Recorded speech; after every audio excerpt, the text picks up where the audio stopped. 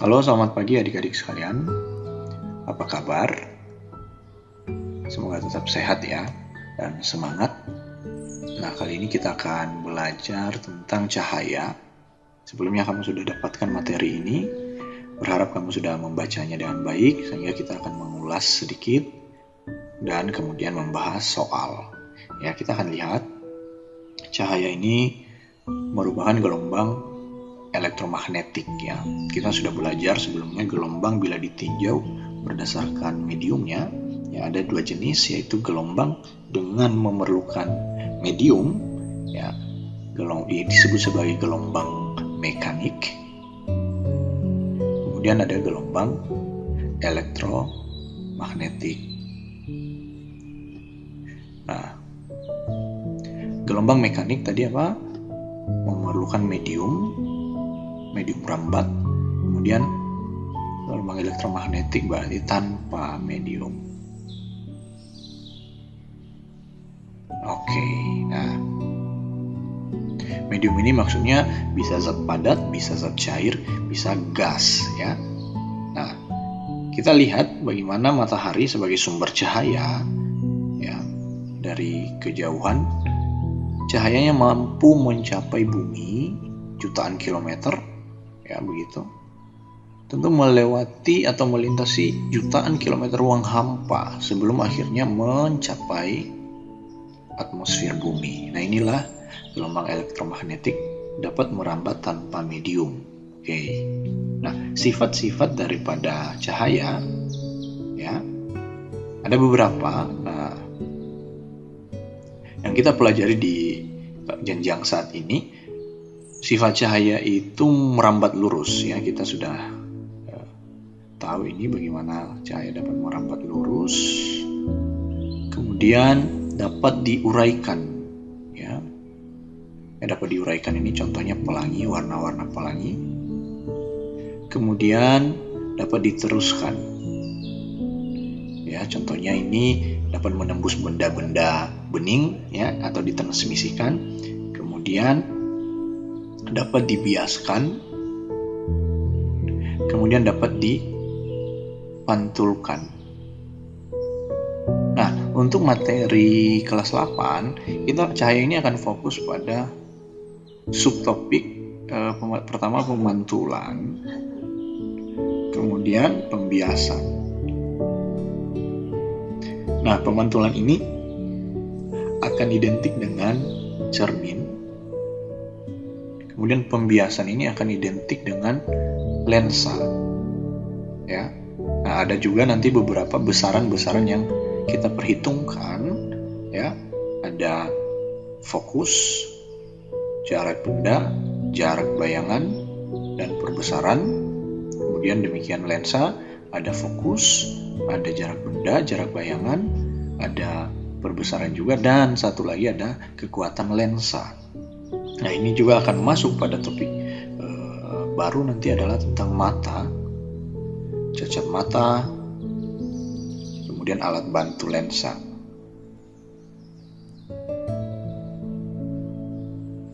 Nah, kemudian ini juga akan masuk pada alat optik ya.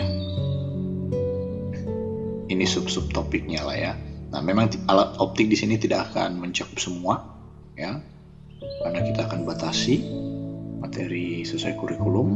Nah, cermin, oke. Nah, kedua besaran-besaran ini sebenarnya hampir sama ya sebenarnya. Nah, ada satu rumus utama ya, Bapak akan tuliskan dulu. 1/S aksen. Ya, ini merupakan rumus utama. Ya, ini akan dipakai pada perhitungan di cermin maupun di lensa ya. Nah, tentu kegunaannya atau penggunaannya nanti lihat konteksnya, akan ada penjelasan. Nah, ini sebagai pengantar saja. Kita akan masuk pada soal. Jarak benda di depan cermin cekung 20 cm, fokus cermin adalah 60 cm. Hitunglah jarak bayangan yang dihasilkan. Nah, terlebih dahulu kita memerlukan atau mengumpulkan informasi-informasi soal. Pertama fokus ya, fokus cermin adalah 60 cm. Nah, fokus cermin cekung dalam hal ini adalah positif. Ya, kalau cermin cembung adalah negatif. Ya. Kemudian jarak benda 20 cm ya. Kemudian yang ditanyakan adalah S-aksen. Oke. Baik. Bapak akan tuliskan kembali 1/S sama dengan 1/S ditambah 1/S aksen. Nah, kita akan memulai atau beranjak dari rumus ini. Ya, yang ditanyakan adalah S-aksen ini.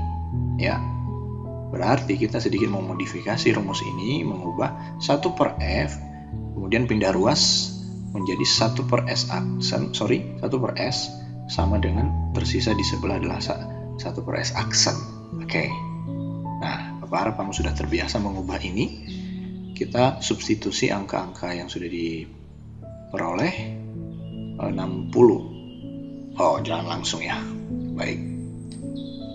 1/60 dikurang 1/20 sama dengan 1/S aksen. Nah, kita carikan penyebut baru, yaitu 60. 60 bagi 60, 1 kali 1, 60 dibagi 23 dikali 1, 3, masih dalam 1/S aksen.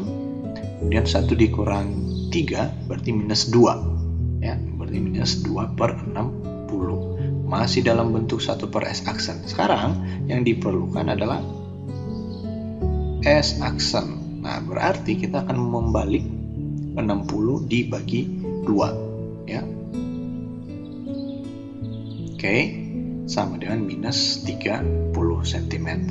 Nah, sifat daripada bayangan ini adalah maya, kemudian sepasang dengan tegak, kemudian diperbesar. Oke, diperbesar artinya dari 20 cm menjadi 30 cm. Ya. Oke, kita akan lanjutkan.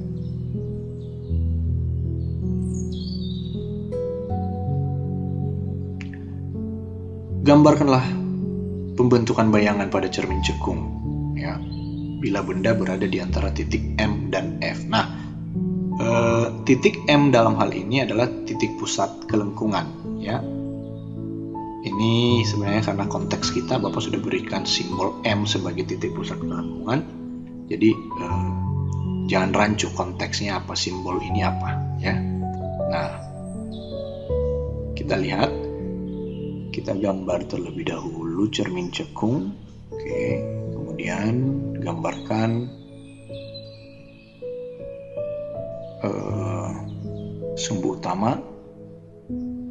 Oke, sekarang kita akan tentukan titik fokusnya di mana. Titik fokus di sini dan titik pusatnya adalah di sini. Simbolnya dalam hal ini adalah M, ya. Oke. Nah, kita akan lihat.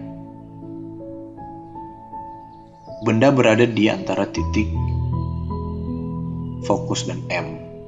Oke, anggaplah ini benda. Oke.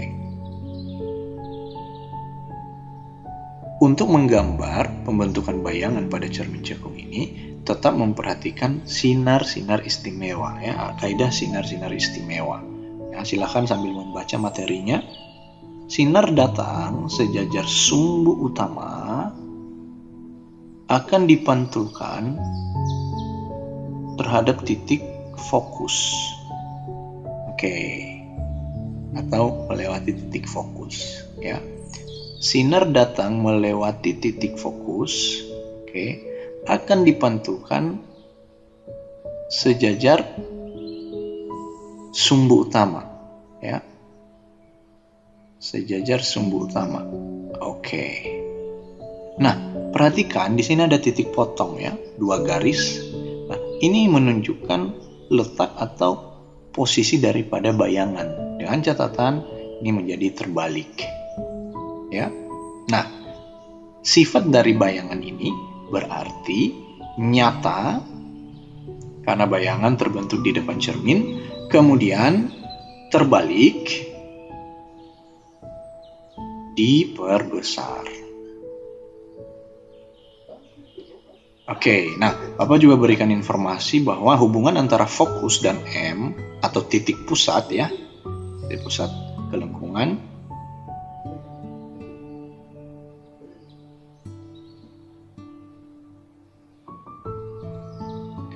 adalah F sama dengan setengah dari R. Nah, R ini adalah jari-jari ya, sebab bila ini dilanjutkan sebenarnya akan membentuk semacam lingkaran ya, sebuah lingkaran. Nah, ini adalah titik pusat dari M ke O, misalnya adalah R, jari-jari. Sehingga F itu adalah jarak setengah jari-jari ya. Baik, itu informasi tambahan. Kita lihat nomor 3. Sinar istimewa di cermin cekung bila melewati titik pusat atau cahaya berasal dari titik pusat kelengkungan cermin. Nah, kita gambar lagi. Oke. Ini adalah titik F. Ini adalah titik pusat 2 kali ya. Oke.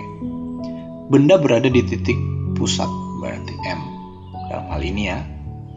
Nah, tetap memperhatikan sinar-sinar istimewa.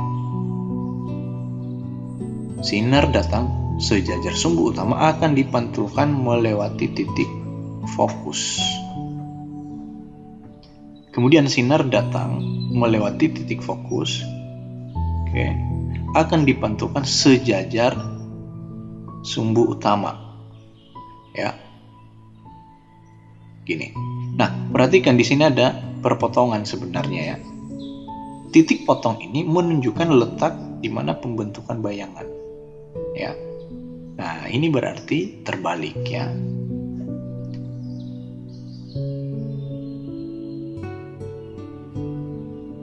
Oke, berarti sifat bayangannya adalah nyata,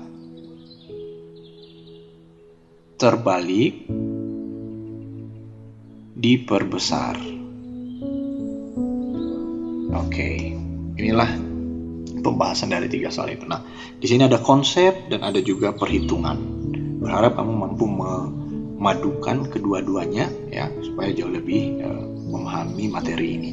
Baik, sekian dan terima kasih.